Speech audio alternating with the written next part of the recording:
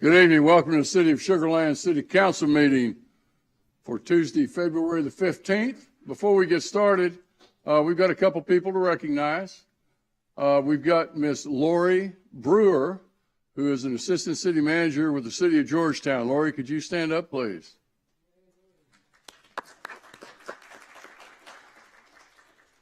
And then we have Mr. David Hamilton, who's running for Fort Bend ISD School Board. David? Now we're going to move on to item number 1. Carol, you're ready with the invocation and the pledge. Yes, I invite you to stand and join me in prayer.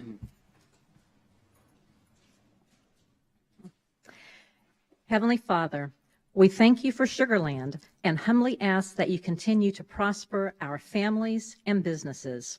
We pray for our city, county, state, and nation. We ask for protection of our city and its residents.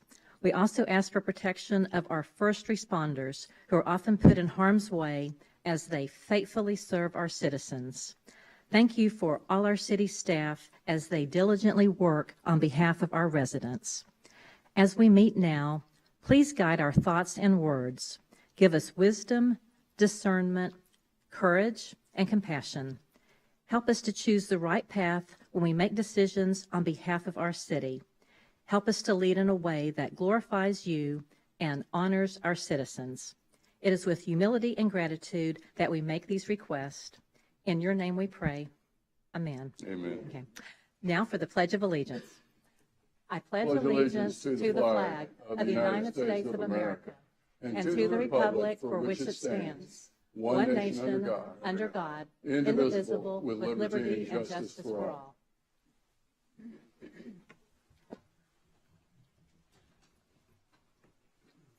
Item number 2 is public comment. If you're wanting to speak on one of the items that is a public hearing, I'd ask you to wait until that time. And it needs to be one of the agenda items. So, Thomas, I think we had somebody that was signing up. We're going to get staff to directly address their issue. It's not on the agenda for tonight, okay, sir. Okay.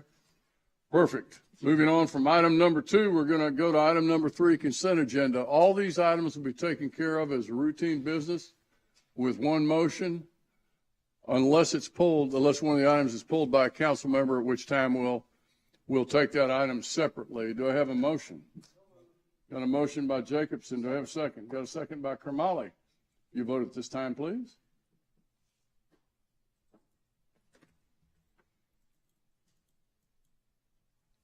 And it passes unanimously. Thank you. It's a 7-0 vote. Item number 4, public hearings, 4A.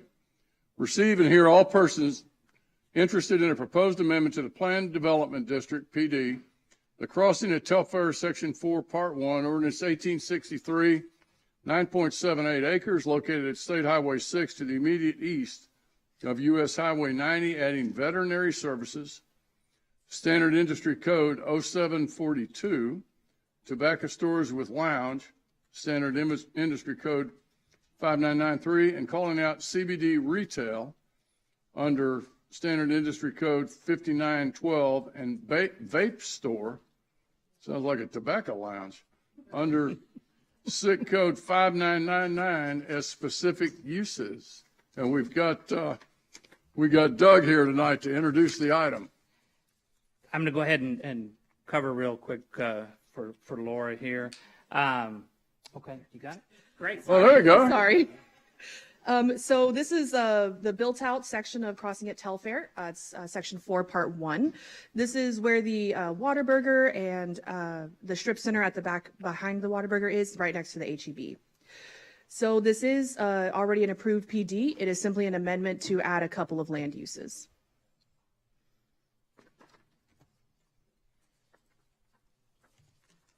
Okay, so as I mentioned, this is a request to add a few land uses. Those include vet services, tobacco stores and tobacco bar, as well as calling out CBD and vape retail stores as allowed uses. Now, CBD and vape retail are technically already allowed, but the developer just wanted to add them and call them out specifically just for clarity's sake. This is not changing any land plans. This image that you see is in the already existing FDP. So it's not changing anything like that. It is only adding these land uses. So here is the proposed use list. Items that are highlighted in yellow is what was requested by the developer. And then the items that are highlighted in green is what P&Z and staff recommended be added, just clarifying language, some things like that. It included as well requiring masonry fences for the vet services for an outdoor run area, as well as clarifying some of the way that the CBD is called out. Because it is called out specifically, we wanted to clarify that all uses under drugstores are allowed. This isn't the only one. This is just one of several that's allowed. So again, the proposed changes include vet services to allow a small vet clinic, tobacco stores and tobacco bars, which would allow tobacco sales with or without on-site consumption. They'll still have to comply with our smoking ordinances, so that does require a separation of smoking and food, as well as drink. So there will still be, there won't be any cross-contamination between smoking and food, but this would allow for consumption on site if there is no food or drink preparation. And then this also calls out CBD and vape retail stores as specific uses, which is where it's currently classified. This just clarifies that interpretation. This did go before P&Z. A public hearing was held on December 14th, and then the commission did unanimously vote to recommend approval of the amendment on January 11th. So your points for consideration, these uses are allowed by right in B2 general business, which is what this FDP was made to align with for the most part. There are no nearby residential districts, so there's minimal mitigation concerns. Updated notes did include maximum size and materials for the outdoor animal runs. And then again, CBD and vape sales are already allowed by right. This is just clarifying where exactly they're categorized. Public hearing notices were posted online and in the paper, as well as a courtesy sign placed. Property owners were sent mailers, as well as an online form available. Staff did not receive any inquiries and is not aware of any opposition to these land use amendments. Therefore, staff does recommend holding the public hearing followed by the first reading. You can request further research, conditions, or notes be done. We do anticipate the second reading for March 1st. And the project representative developer, Peter Jacob, is present for any questions. But because it's such a simple scope, he doesn't have a presentation. Thank you, Laura. Council members, we're going to open the public hearing in a minute. And then afterwards, if anybody has any questions, we can take those at that time. This time, we're going to go ahead and open the public hearing. Ask anybody that would like to speak on this particular topic to come to the podium and identify themselves. And we have no one signed up in advance, Mr. Mayor. No one signed up? Okay. No, sir. Second call. We're going to go ahead and close the public hearing. We're going to move on. First consideration of an action on City of Sugarland Ordinance number 2259. An ordinance of the City Council of the City of Sugarland, Texas, amending the final development plan on the crossing at Telfair, Section 4, Part 1, Plan Development, PD District, located near the intersection of State Highway 6 and University Boulevard in the Telfair development, readopting the final development plan for the entire plan development, and repealing ordinance number 1163. Council members, any questions? Nishad. Laura, can you go back to the location for me? I know you mentioned Whataburger, but is this in line with HEB and where the restaurants and all that is? Or So is this that's actually next door. They're neighboring PDs. So this is the HEB down here, Okay. and this is right next door. Is this where the toasted yolk or some breakfast places and all that? Yes, so there's several small restaurants. There's some Pho other, place and- yes. Mhm. So is it in that same development? Yes, it is in the same strip center, yes. Suzanne. Thank you. So obviously there's not a building there. Are these letter of intents, are these things all going to go into that building? Are these possible things? So the building is already built. Okay. So are these all going to go into that building? Are these just possibilities to go into? I just see animals next to smoke. And it's just kind of like, can they be separated or have we considered that? So there is I believe there is a letter of intent for the veterinary services. As for the other, it's just opportunity. So Peter just wanted to be able to have that as, because the market demand has been there, and he's had to turn them away in the past. But if someone were to come again, I believe that he wanted to have the option there. As far as discussion about separation of uses. Right. There was some initial discussion at P&Z, but they ultimately decided not to include any zoning requirement for separation and leave that to the Property Owners Association to control. Thank you. I just want to make sure it's a consideration. Thank you. Anyone else? Can I get a motion? Got a motion by Suzanne Watley. Can I get a second? Got a second by Naushad Kamali. If you'll vote at this time, please.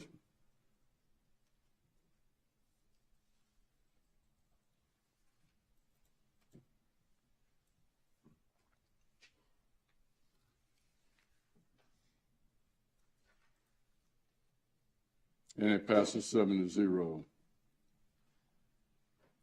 Thank you, council members.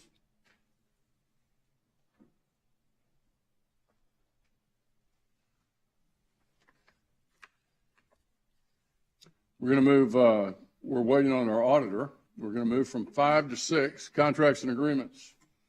6A, consideration of an action on authorization of a construction contract with CNC Water Services LLC in the amount of $1,027,285 for the Sugar Creek Water Well Number 4, Greatwood West Water Well Number 4, and Homeward Way Water Well Rehab, CIP. CWA 2102, we have with us Greg Nichols, our Senior Project Manager. Greg. Good evening. I'm here to present to you the construction contract for this water rehab job. I'll start with a little background. This is well rehab is performed rotational basis, each well done approximately every 10 years. This is to ensure superior water quality, adequate water supply. Fiscal year 21 well rehabilitation plan includes 3 wells. They are Sugar Creek number 4, Greatwood West number 4, and Homeward Way well. Design was completed in December of 2021. Okay.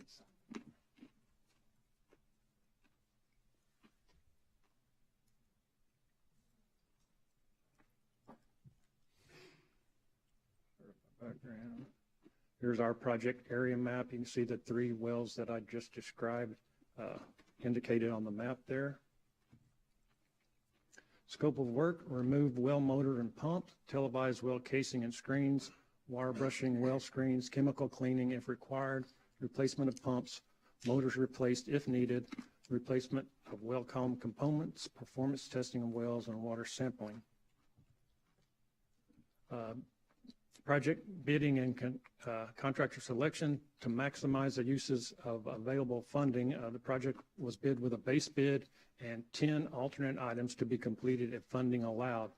I will say that we are recommending all 10 alternate items be awarded. We got really good bids, so we're hoping to complete all of the alternates.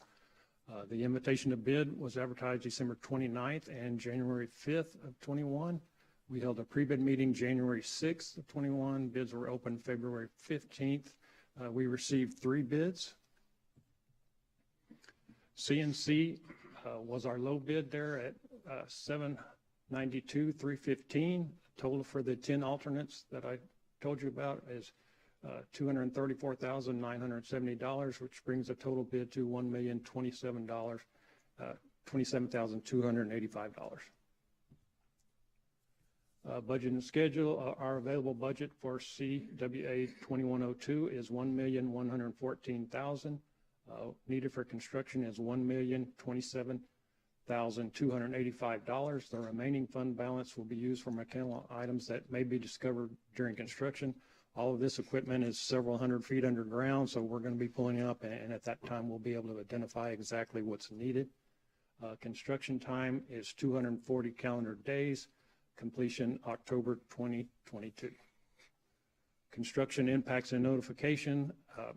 Project is all on city properties. All of these wells are on city property, inside fences. There will be no service interruptions of any kind. A couple of the wells do have residents nearby. We will make one-on-one visits where we can. If we can't make contact, we'll leave door hangers and do mail-outs if needed. Some of these are a long ways from residents, but there are a couple of homes in close proximity to one of them.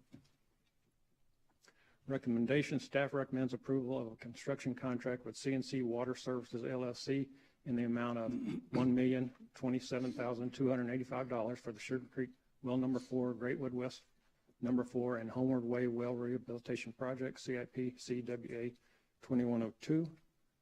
And Mr. Jim Caldwell from CSC, he's here tonight representing the contractor. They're out of Tomball, Texas. They just recently completed our last well rehab project, and we were very happy with their performance. And with that, I'll open it up to any questions from you guys. Thank you, Rick. Questions? Stuart? Thank you, Mayor.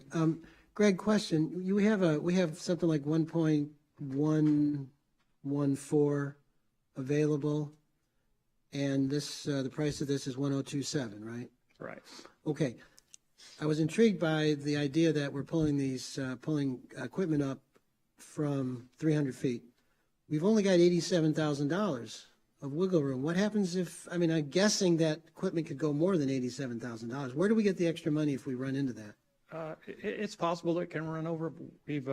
Our consultant has been doing this work a long time, and we can anticipate pretty much, what we anticipate seeing there. In the event that we run into something unforeseen, then we'll just have to do a budget amendment and take some funds from another project to complete the job. But hopefully everything will go well and we won't need any additional funding. William? I know very little about wells, except you get water out of them. As I was reviewing your slide regarding the work that will be done, you mentioned that as the motors or pumps are examined, they may or may not be replaced. Is that correct? The pumps typically are always replaced. The motors may or may not be. They'll go into the electric shop, and the electric shop will dismantle the motor and take a look at the motor and recommend whether it can be rehabbed or it has to be completely replaced. And if I may finish up. Go ahead, Rick. Only because I can imagine the task here that takes so long. Is it better to just plan to replace it and it becomes less of a worry? I have no idea. Well, that's the reason we do the pumps. The pumps very much so because they're way underground. The motor is up above and easily accessible. If the motor were to go bad, motors do go bad even prior to anticipated lightning strike or what have you.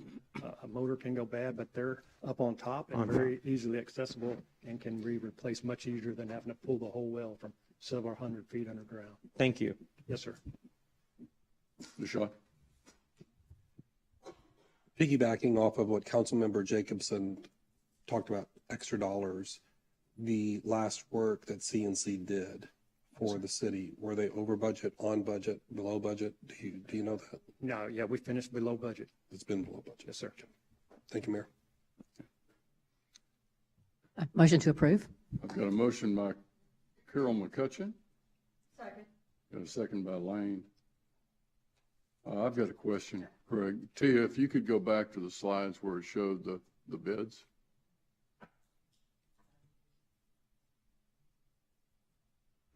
Greg, my question is, there's a lot of disparity you had 3 bidders, and there was a lot of disparity in the low bid and the other 2. Can you provide some insight? There's you got over $200,000 left between 1 and 2. First and the second. I can provide it. A lot of the differences. Sir, if you'll come up to the Come on up to the Are you okay with microphone. him speaking, Mr. Mayor? Yeah. Okay. If you'll come up to the microphone, state your name for the record, please, sir. Yes, sir. And if you just state your name and your Jim Caldwell with CNC Water. Yes, sir. The main difference was in the more of the mechanical subcontracting work, and we got a really good price on our subcontract work that we worked with our subcontractor on the last project, and we wanted to work together on this one, so he gave us a really good price on it. The other prices, I mean, you could see on the bid tab, those were where the numbers differences were. On the well work, all the numbers were pretty much in line. Okay. Thanks, sir. You bet. Anybody else? I've got a motion by McCutcheon, second by Lane. If you vote at this time, please.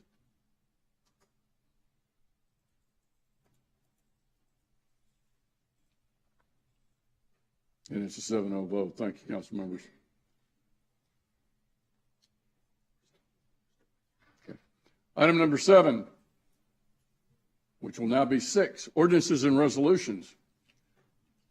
6A, first and final consideration. Consideration of an action on City of Sugarland Ordinance Number 2256, an ordinance of the City Council of the City of Sugarland, Texas, calling an election for Saturday, May 7, 2022, to elect a mayor and 2 at-large council members, providing for early voting and for notice of the election, and providing for other matters relating to the election. Thomas. Good evening, Mayor, City Manager. We're at that time of the year again where it's election season. So quickly, I'm going to go over the election order, some of the contents that are in it, and then a quick public service announcement at the end. This year's election will be for all the at-large positions, so mayor, at-large 1, at-large 2. So it will be a citywide election. We are currently in the candidate filing period. The ballot applicants have until Friday at 5 p.m., which is February 18th, to file for a place on the ballot. With the election costs being what they are, we do contract with Fort Bend County, so we will enter into a joint election services contract in which John Oldham, who's the election registrar, will be our contracting officer. In the ordinance itself, there are exhibits of tentative polling locations, so please keep in mind those things can change due to especially the private locations that tend to get rented out at the last minute and things of that nature. For early voting, we do use super precincts or county-wide polling locations for both early voting as well as election day. There are 23 early voting sites, and 7 of those are in the city limits, but with super precincts, Sugarland residents can vote at any location in Fort Bend County. All 23 sites will have weekend hours on Saturday only from 8 to 5 p.m. And will be closed on May 1st.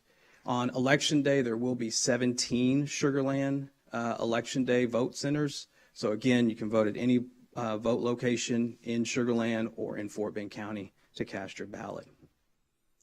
Some key dates is that, of course, May 7th is the election day, but after election day, we have what's called the canvassing period or the validation period to make sure that all votes are counted, both mail-in as well as votes that need to be cured for provisional ballots. So the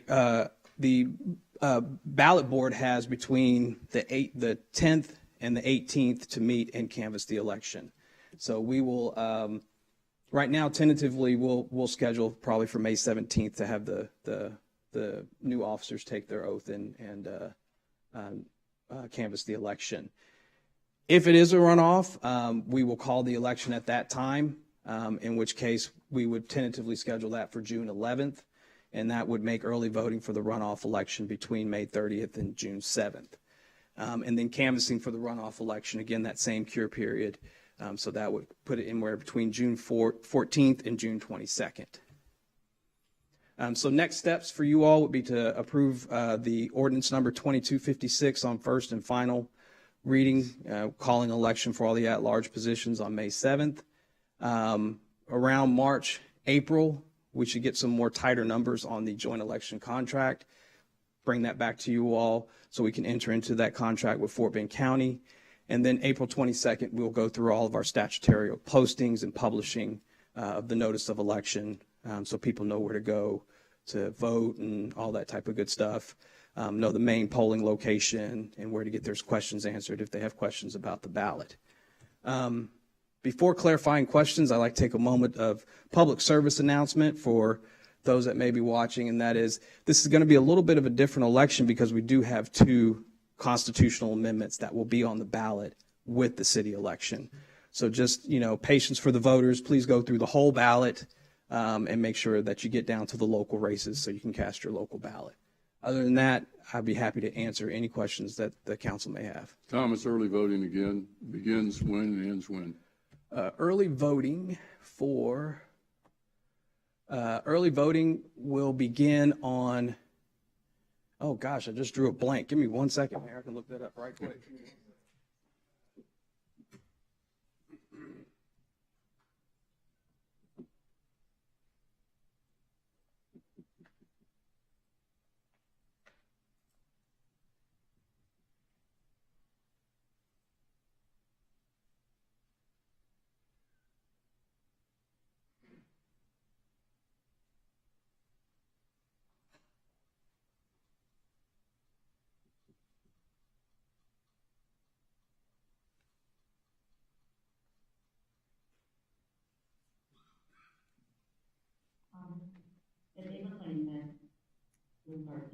Thank you. She's quicker than I am. April 25th is when early voting will start, and then it will end on, I believe it's May 3rd.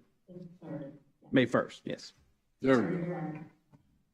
April 25th through May 1st. Thank you, Thomas. Any questions, council members?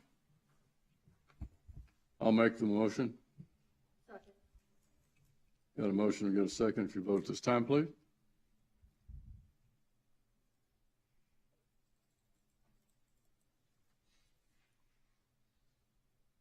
And it's a 7-0 vote. Thank you, council members. Item number 6B, consideration of an action on City of Sugarland Resolution number 2202, a resolution of the City Council of the City of Sugarland, Texas, authorizing a waiver of the requirements set out in the subsection B of Section 2.09 General Plan of the Redevelopment Agreement as added by the Second Amendment between the City and Cherokee Sugarland LP, Imperial Johnson LLC, the State of Texas, and the Imperial Redevelopment District. We have with us Jim Calloway, our Director of Special Projects. Jim. Good evening, Mayor, members of council. We're here tonight in response to a request from Johnson Development and their partners to amend the Second Amendment to the Imperial Redevelopment Agreement, which eliminates a contractual but not code-required procedure for seeking changes in land use on certain tracts. You may recall having received a couple of legal briefings under economic and development incentives on this issue. The tracts that are involved are located within this box along east side of Highway 6. And this provision was added to the Second Amendment at the same time this large yellow area, which I believe is about 127 acres, was rezoned from office to residential uses. The provision affects only these tracts and only one property owner in the Imperial Redevelopment Project. Matter of fact, these are only tracts in the city affected by this provision. The city is the sole beneficiary of the provision being waived. It does not affect any other property owners. And the waiver is a more efficient approach under the circumstances, certainly more efficient than amending the redevelopment agreement. So I will say that waiving this reduces the time necessary. It cuts about 6 months out of the process for the developer to bring something to you other than office on these properties. You will no longer have to go through a written amendment to the redevelopment agreement in the form of a general plan amendment. The developer is still required to meet all necessary approvals. He still has to go through the same zoning processes. If he has to amend the general plan, he still has to amend the general plan. He just does not have to come to you for permission to make that application. The platting and zoning processes remain valid, and the city council retains final approval of any zone change. So I'm recommending that you approve this resolution because it will provide more efficiency to the development of the property. That doesn't mean you won't have hard decisions to make in the future as to whether or not you want to vary from the existing plan, but the request will get to you in a more efficient manner. With that, I'll take any questions. Questions? Do I have a motion? Got a motion by Kamali, second by Watley. You vote this time, please.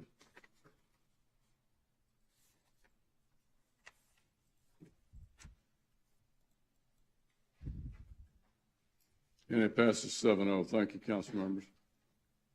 Thank you, Jim. Council. We're going to move back up to, now it will be item number 7, the audited financial statement. 7A, receive for filing in the City of Sugarland fiscal year 2021 annual comprehensive financial report and auditor's opinion. We have with us tonight Glenda Aragon, our Deputy Director of Finance, and Sarah Roberts, partner with Weaver LLC. Jennifer. Good evening. As it is our tradition here at the city, whenever we have a staff member presenting to council for the very first time, we like to introduce them. And so many of you have met Glenda Aragon already. She is our Deputy Director of Finance. She joined us in August, so she's been here right a little bit more than 6 months. We're very glad to have her. And so I'm going to let her introduce her team, and I'm going to get these ACFers to Thomas and have these distributed to y'all. Hi, Glenda. Good evening. Thank you, Jennifer. Presented tonight for you is the annual statements, or the annual financial statements set in front of you. You have been prepared on the audit and general accepted accounting principles. Sorry, I don't know why I'm so nervous. I've presented 100 times to council, and I guess it's because it's my first time, so I guess I have to get Christian somehow, right? This report is now called the ACFR, the Annual Comprehensive Financial Report, reporting for the year ending 2021. The ACFR goes beyond the annual review for the auditor. There's an intricate web of facets throughout the year to accomplish the annual report, inclusive of individuals, and every single department within the city are integrated into this web. The city of Sugarland is fortunate to have dedicated staff committed to maintain our financial strength and continue to provide the high quality services that are important to our citizens we serve. I stand here tonight gleaming with pride to recognize those individuals. Each and every one of them take tremendous pride managing the city's finances with honesty, accountability, and strive to produce high quality work throughout the entire year. Will the accounting and purchasing staff please stand?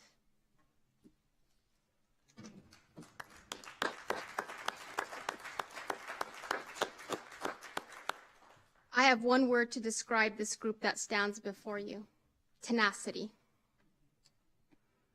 I could not ask more of a resilient and committed group of individuals. Through the many changes and challenges, along with the successes, they have embraced the diversity in systems and cultivated resources. This is the first year incorporating the new ERP system. They implemented and went live with payroll during the most comprehensive time of the year, audit season. Through it all, they have worked vigorously to ensure the accuracy and integrity of the city's finances. And without further delay, I'd like to recognize this tenacious group by individuals: William Pena, Grace Du, Lori Cook, Jing Tang, Kayla Wang, Davina Hay Morton, Liaso I'm going to mess up some names, but I'm going to try. Philo Ali'i, Rita Verma, Robin Jackson, Sylvia Birch, Tu Wind, Betty Hardo, Jason, I'm going to really mess up this one. We talked about this one. Woskowski, Alex Williker, Phil Gillespie, Ashley Hernandez, and Juanita Harno. Thank you all for your abiding commitment to the city of Sugarland.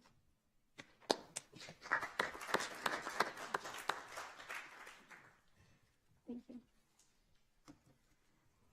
The audit has been completed by Weaver and Tidwell LLP for the year ending September 30th, 2021.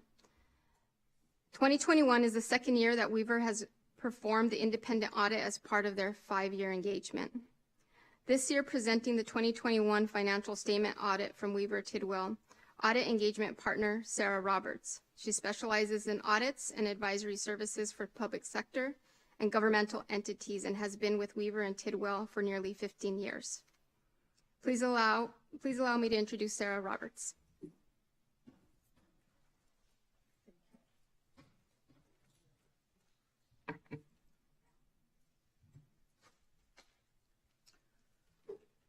All right, thank you very much. Thank you for having me here tonight, and I apologize for running in late and still catching my breath a little bit with the stress of traffic, trying to get here as fast as I could, and then running in with all of these ACFRs, but I think I'm okay. So sorry. So my name is Sarah Roberts. I'm the Audit Engagement Partner with Weaver and Tidwell. So thank you again. Happy to be here tonight. But we do have a number of audit engagement team members that were core to the process.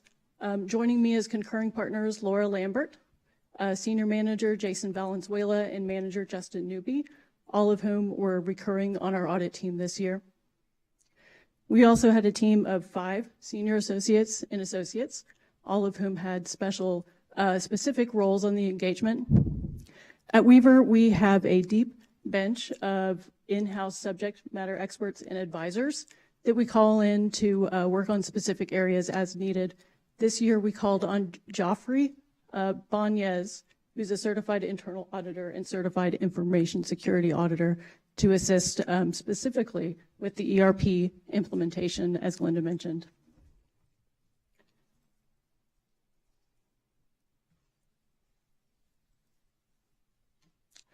We performed our audit in accordance with the AICPA's generally accepted auditing standards, as well as the standards specific to governments in the generally accepted government auditing standards.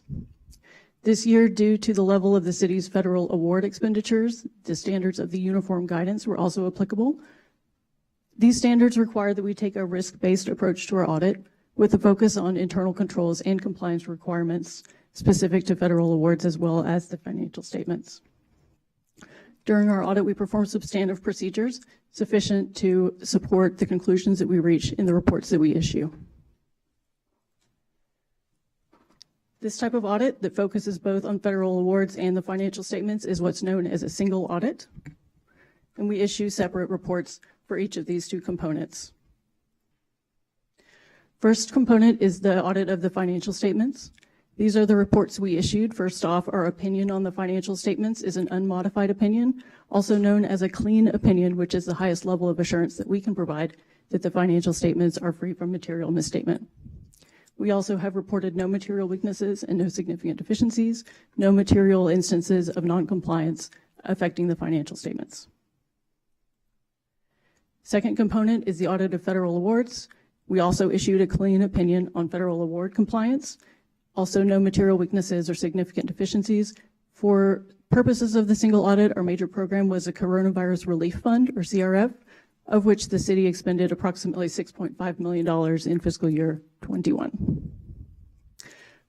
The rest of my presentation is focused on high-level financial review of the city's financial statements in a comparative form, in some cases with multi-year trend information.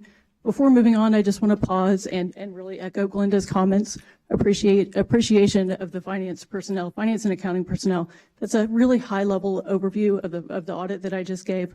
But I don't want to downplay the work that goes into this. It's a very rigorous process. Involves a lot of work, not only on our end, but on the city personnel. So throughout the process, we received complete cooperation, total, prompt responses to all questions, high level of transparency,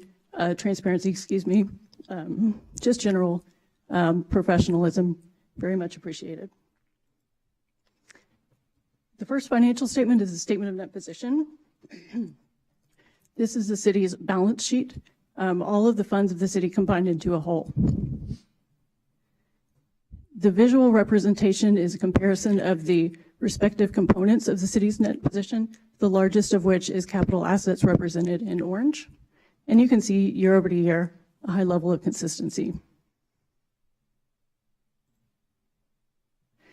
Next is a closer look at non-current liabilities. Again, year over year, very consistent. The city did issue bonds in fiscal year 21, about $50 million, of which approximately $20 million was used to refund outstanding debt. These factors combined with current year debt scheduled maturities combined to net in an overall increase of about $2 million in the city's non-current liabilities. Next is the city's pension. The pension is a relatively small part of the city's total non-current liabilities, but it's typically a topic of interest, so I've included some trend information here. The city is one of 895 Texas cities that participates in the Texas Municipal Retirement System, or TMRS. The city's net pension liability represents the total pension liability less the accumulated assets that have been set aside to fund that liability. So as the pension liability increases, those assets increase, resulting in a stable net pension liability. Continuation of pension information. The top line, we have the funded ratio, and the bottom line is the contribution ratio. As you can see, the funded ratio has increased over time, while the contribution ratio has decreased actually over time. Moving on to the general fund, 5-year trends here. Revenues and expenditures have tracked together year over year. Unassigned fund balance as a percent of total expenditures has also increased year over year steadily. Lastly, a closer look at general fund expenditures composition by function. Public safety, including police, dispatch, fire, and EMS, combines to represent the largest portion of the city's expenditures, followed by general government and public works. With that, I would just like to say thank you again. Appreciate the opportunity to work with the city and your staff, and I'd be happy to take any questions. Thank you, Sarah. Any questions? Anybody from Finance and Audit would like to give a recap? Go ahead, sir. Council member Ferguson and the mayor and I sit on the Finance and Audit Committee, and we went over this in depth. We asked a lot of questions about a lot of the specific accounts and such. And we were very, very pleased with the work that was done. And we do recommend that this is an action item, yes? This is an action item. Do we approve or we accept? Or we what? Accept. Okay, I move that we accept the audit as filed. Do I have a second? Absolutely. I just want to reach out to the staff. You know, you guys are always behind the scenes, crunching lots of numbers, millions of dollars at a time, and you're unsung heroes behind the scenes. And I know Jennifer Brown and Scott and others, I like to always find mistakes, and you all haven't shown me very many mistakes. How about this? 0 in 3 years that I've been sitting here. So thank y'all very much for all y'all do behind the scenes. Yeah, Mayor, challenging year with ERP, with our chief accountant that transitioned out to another organization, with COVID, with everything else. And so just a lot of pride in the staff. And then also the council made the decision to change our auditing team 2 years ago. And we really saw the benefits. It's a first-class group, and we appreciated working with y'all as well. Thank you. Thank you. Staff, thank you all in the accounting and finance departments. And Sarah, thank you for your diligence and your firm. Thank you. And we look forward to next year. Thank you.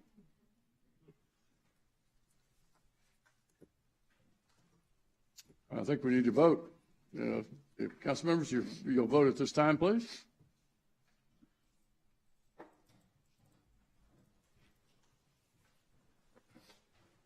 And it's 7-0. Thank you, council members. Moving on now to item number 8, the budget. First and final consideration. Consideration of an action on City of Sugarland Ordinance number 2257, an ordinance of the City Council of the City of Sugarland, Texas, amending the fiscal year 2021-2022 budget for the City of Sugarland, Texas, to provide that the revised budget address funds relating to certain capital and operating budget matters, and that this amendment be adopted as the budgeted amount for those funds. And we have with us Scott. Good evening, Council. It's a pleasure to be with you. This evening, I'm going to cover 2 things. First is to give you a high-level overview of how we ended the fiscal year 2021, and then also cover some carryover items related to purchases that need to be completed in fiscal year 2022.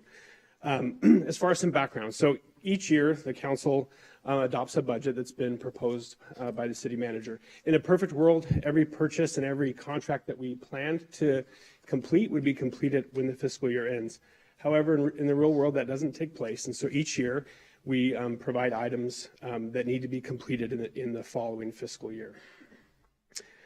These are one-time activities. Like I said, for the most part, they are contracts for either service or contracts for various work that goes on. These are one-time activities. They're referred to as carryover. And then we also provide you a summary of the amendments that have been considered year to date, so that they can be accomplished as part of the revised budget. In terms of how we ended the fiscal year, this is when we recognize the great work that goes on, both on the part of council and the part of staff.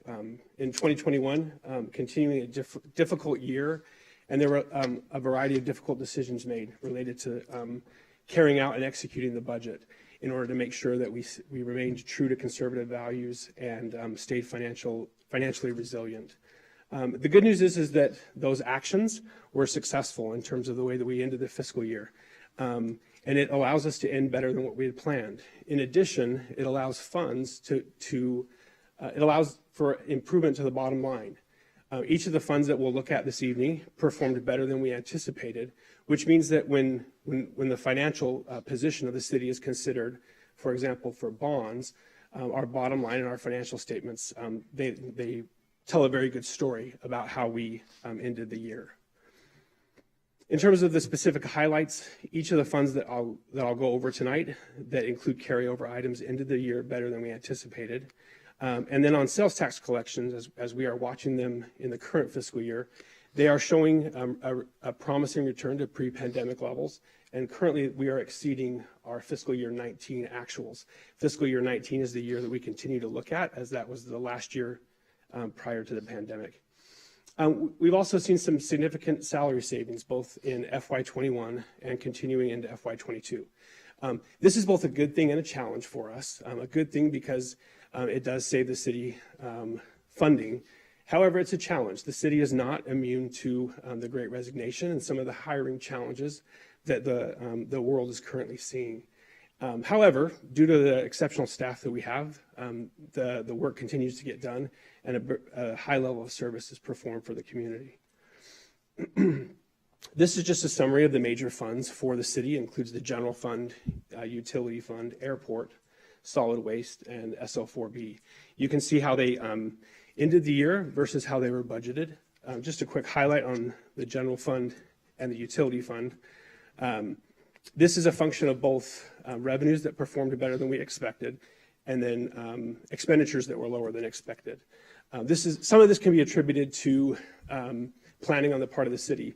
The other thing that we're looking at and looking into is some of the supply chain delays and contract delays and other things that took place during the year that contributed to a lower expenditure than what was planned. On the utility side, you'll recall that this was a fund that we were watching, particularly in the summer months when we saw increasing rain amounts, which brought us cause for concern. However, through the rest of the fiscal year, it dried up, and so the fund continued to perform very well compared to how we had budgeted the year. This is to give you a quick summary view of what the carryover looks like. I'll just highlight a few things. In the general fund, the $2 million revenue is the funds that were appropriated by Fort Bend County that the city is currently in the process of receiving and closing out. On the airport side, the revenue is due to bond proceeds in order to complete projects there. And then on the public education grant or PEG funds, you'll recall that this fund was set up in fiscal year 21, and these funds are restricted in terms of their use. They come from franchise fees associated with cable providers. During the fiscal year 2021, we completed a reconciliation of the fund balance that remained in the PEG fund, and so we are allocating $203,000 out of the general fund and over to the PEG fund where it belongs. This is just to give you a quick high-level snapshot of where the carryovers are by department. And again, in terms of the general government, the $1.4 million that's noted there is the expenditure side of the Fort Bend County funding. So it's a recognition of the $2 million. And It's 1.4 because during fiscal year 21, we had spent some of that $2 million that was allocated for those things. Towards the bottom under miscellaneous, that's for the funding that we set aside to deal with some of the unanticipated issues that occurred in fiscal year 21, including some of the payroll and other related challenges. This is the funding that remains from that. And so we're carrying it over in order to help shield us against any unanticipated things that come up during FY22.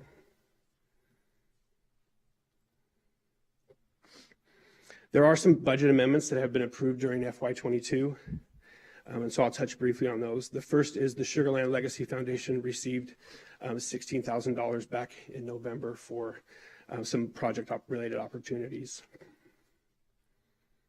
The other amendment that needs to be handled as part of this process is, you'll recall that in the GEO bond program there was funding allocated for fire apparatus purchase.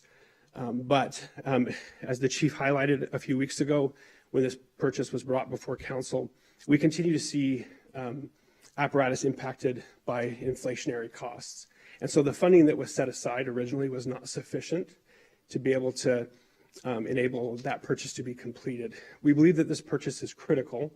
And so what we're proposing is that we allocate some of the funding for the public safety and public services building rehab project to be able to complete the apparatus purchase, again, because of the critical nature of this. What's important is there's $1 million for the building rehab project because of facility needs that exist within public safety.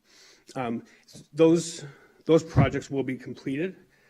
We continue an ongoing conversation with facilities to make sure that we address those needs. But in order to complete this purchase, we believe it's important for us to allocate this funding so that the apparatus purchase can be ordered and completed. Back on January 20th, we reviewed with the Sugarland 4B Corporation the carryover that's been included in tonight's item. It includes approximately just under $900,000 of the all-in for SLTX funding in order to continue to support that program, and then some operational budget carryovers. That was approved by the SL4B board back on the 20th. As part of just the summary and then recommendation, this was reviewed with Finance and Audit Committee last Tuesday on the 8th. So our recommendation is to approve the first and final reading of Ordinance 2257 to amend the FY22 operating budget. In terms of next steps, I mentioned that we continue to monitor how revenues and expenditures are performing this year. As part of the FY23 budget planning process going forward, our intention is to continue to update council on how those revenues are performing in order to be able to give you a scope for how we recommend the FY23 budget. And with that, if there are any questions or things that I can clarify. Thank you, Scott. Any questions? Nashad? Scott, the $147,000 for the fire EMS apparatus and the public safety, are those two $147,000? What that is it's us taking $147,000 from the bottom project, the rehab project, and allocating it to the apparatus purchase. And you probably mentioned it, but there's enough allocation for the public safety rehab. Yes, specifically, there are some significant needs on the facility side related to public safety, and in actuality, they will likely exceed even the $1 million that was originally allocated. So part of what we're doing is working with facilities to better understand that number, and then make sure that we can address the needs as they are available. Thank you. Yes, sir. Do I have a motion, council members? Motion to approve. I've got a motion by McCutcheon. Do I have a second? Second. Got a second by Lane. Your votes this time, please.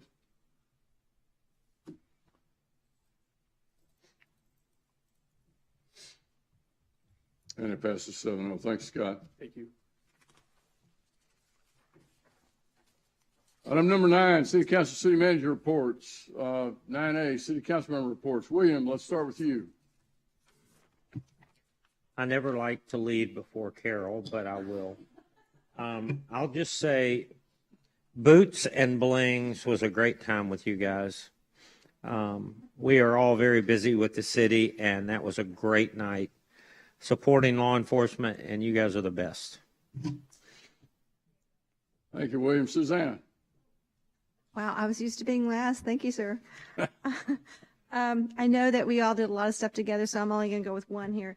We have attended, Carol and I think some of the, Stuart Jacobson also went to Krameyer, Chief Kremeyer's retirement party last week, and that was great. I think he did 30 years of service for the city, so congratulations. I know he's not here, and I know he's not watching because he's doing better things right now, but congratulations anyway. Carol? Councilmember Watley and I attended a 3-day Texas Municipal League elected officials conference at the Sugarland Marriott. And let's see, the mayor and council members Jacobson, Watley, and I attended a meet and greet for the new Sugarland 101 class.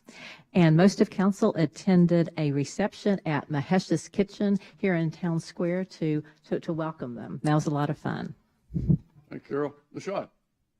Thanks for skipping me, Mayor. Keep you guys on your toes. I know. I'm like, I was ready. I got sensitive. He is a little sensitive. He hurt me.